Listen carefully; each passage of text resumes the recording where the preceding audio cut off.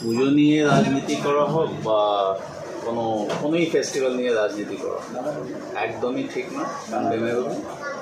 সেটা আমি from the core of my heart আমি কন্ডেম করি। দুর্গাপূজা আমাদের বেঙ্গলে সবচেয়ে বড় সেরা ফেস্টিভ্যাল।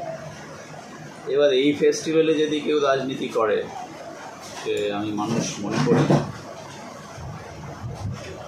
ক্রাউড এই সময় পুরো ক্রাউড বেরিয়ে যায়, লোকে একটা ফেস্টিভ মুড থাকে পুরো সারা বছর। আমরা বাঙালি এটা ওয়েট করি যে দুর্গা পুজো আসুক। ইভেন যারা বাইরে থাকে তারাও এখানে চলে আসে, এনজয় করে। ওই সময় সেই নিচ রাজনীতি যারা করে তাদের মেন্টালিটিটা বোঝা যায় এখান থেকে, যে তারা কালচার বোঝে না।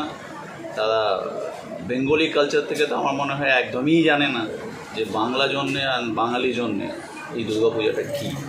তো সেটা আমার মতন যারাই আছে তারাই কিছু মতেই এটা যে রাজনীতি করবে এইখানে এটা পছন্দ করবে।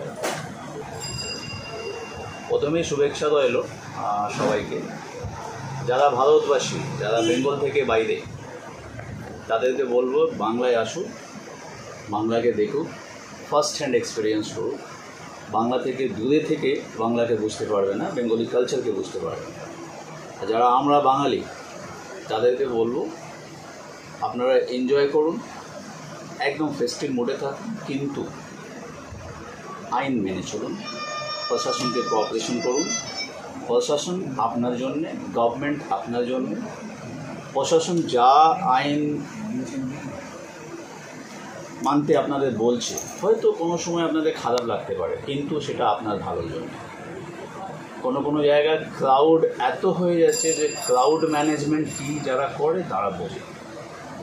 যদি ক্রাউড ম্যানেজমেন্ট করতে গেলে ক্রাউডকে, ভিড়কে যদি কোনো অসুবিধে হয়, রিকোয়েস্ট করবো, দু হাত জোড়ে রিকোয়েস্ট করবো যে কিছুটা আপনারা সহ্য করবেন। কেননা বড় দুর্ঘটনা থেকে আমাদের কষ্ট মেনে নেওয়াটাই ভালো হয়। কেন ইংরেজি আমরা কথা বলি না, prevention is better than cure. যে কোনো একটা বড় ঘটনা ঘটে যাবে তার আগেই আমি প্রিভেন্টিভ মেজার নেবো। তো ক্রাউডকে, বাংলাভাষীকে এবং বাঙালি আমরা যারা এনজয় করছি তাদেরকে একটাই আমার রিকোয়েস্ট রইল যে আপনারা আইন মেনে চলুন। জাকির হোসেন, চাপদানি পৌরসভা, ওয়ার্ড নম্বর 4 কাউন্সিলর।